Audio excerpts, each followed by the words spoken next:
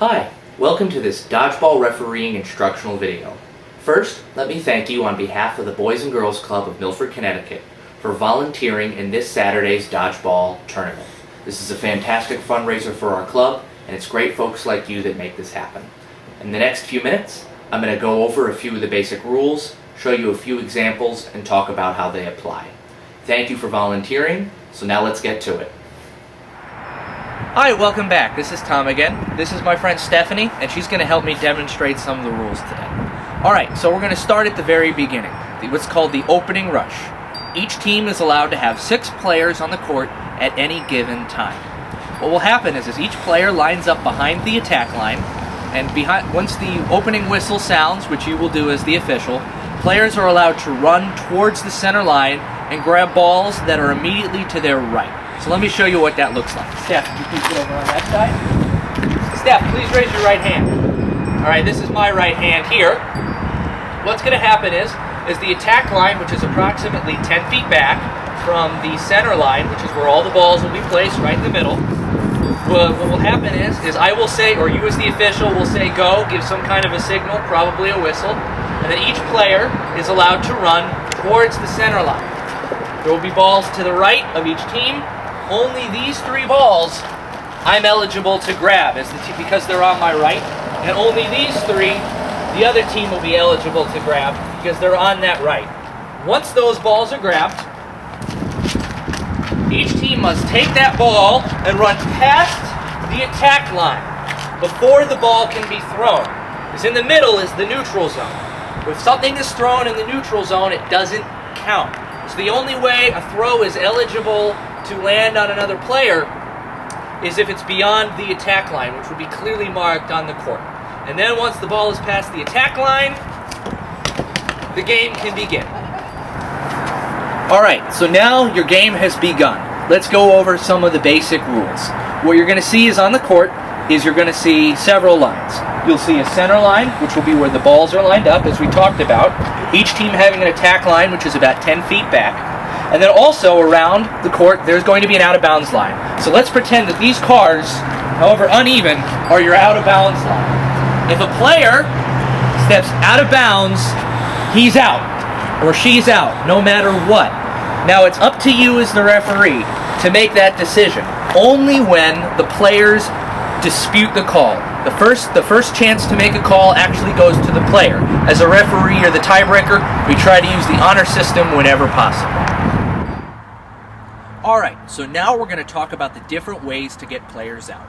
My friend Steph has agreed for me to throw the dodgeball at her, so she's going to take a little bit of abuse here, maybe even throw a little bit back, and we're going to talk about the different ways a player is knocked out of the game.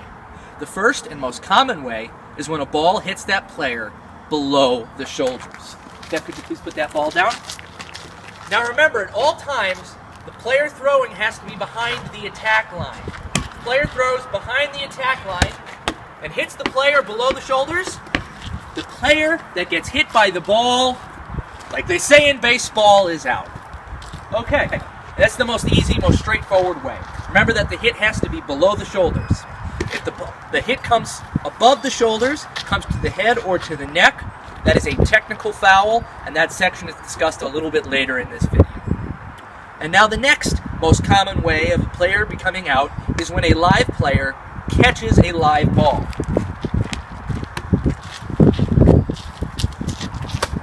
If the ball is caught by the opposing team, the player that threw it is out. And then the third most common way, please pick up that ball, Steph, is when a player forces a player to drop his or her ball. So essentially, this scenario is very straightforward. If a player drops a ball in his or her hand as the direct result of a throw from the other team, the player that drops the ball is out. However, if that player deflects the ball that has the ball in his or her hands, that player is not out. And that looks a little like this.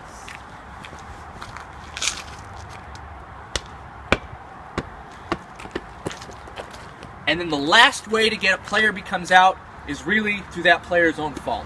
And that's when that player steps out of bounds. There will be an end line that it's not going over the line. If the player steps on the line, that player is out. Okay, so now we're going to talk about your most interesting power as a referee, and that's the power to give technical fouls.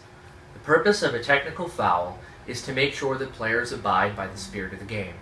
These games can actually get pretty rough. Despite the fact that the court is filled with grown men and women, sometimes they act like members of our club, which of course is understandable in the heat of competition, but it's your job as a referee to make sure that the game goes on as it should go on, and people at least sort of behave like adults. Now there are 3 kinds of technical fouls. The first kind occurs when there's any kind of arguing with the referee, any kind of abusive language towards the other team, any kind of swearing. In your discretion, you can give a technical foul. The second most common kind of technical foul, Steph, will you please pass me a ball, occurs in the situation we talked about earlier when a player gets hit above the shoulders. If a player is hit above the shoulders, the team that threw the ball, and that's specifically the player that threw the ball, will be assessed a technical foul. Now there is one exception to this rule. If the player who gets hit in the head was hit in the head or above the shoulders because that player who got hit ducked, then there is no technical foul. This is really an intent thing. So really we're going after headhunters, and really a technical foul should only be given if the ball was going to hit someone above the head. And then the third kind of technical foul occurs when there's an abuse of the honor system. An abuse of the honor system occurs when a team continually makes a referee make obvious decisions. Again, really as a referee, your job is to make the close calls. We want those players to make all of the routine calls so the game can go more smoothly. Again, we want this game to go as quickly as possible. Teams abuse this honor system. It's almost a delay of game, and it wastes everyone's time, and we really don't want that. And of course, the rule is 2 technical fouls, and that player is ejected from the game and suspended for the next match. Alright, so now we're going to talk a little bit about the format of the game. The format is very straightforward. Each match is consisting of 3 games. Each of the games will last no longer than 3 minutes. However, the game doesn't have to go 3 minutes. The first and most common way of the game ending is when all players are eliminated from the opposing team. So if there's no one left, the game's over, and that game goes to the team that still had players on the court. The second way that the game is won by a team is by having more players on the court when 3 minutes are up. So if the clock hits 0, the team with the most players on the court is declared the victor of that game. Now what happens if there's the same number of players? This is a little more sticky because we're starting to get into the overtime rules. Essentially, overtime is sudden death. The first team to eliminate a player ends the game. So if the team has a player eliminated, that team will lose. Captains also have an option. They can keep the same number of players on the court, or they can add players or subtract players. It's up to the captains to determine how many are on the court. Okay, so now we're going to talk about something called the 5-second rule. The 5-second rule is basically an anti-stalling rule, and it only applies to the team that's ahead in the game.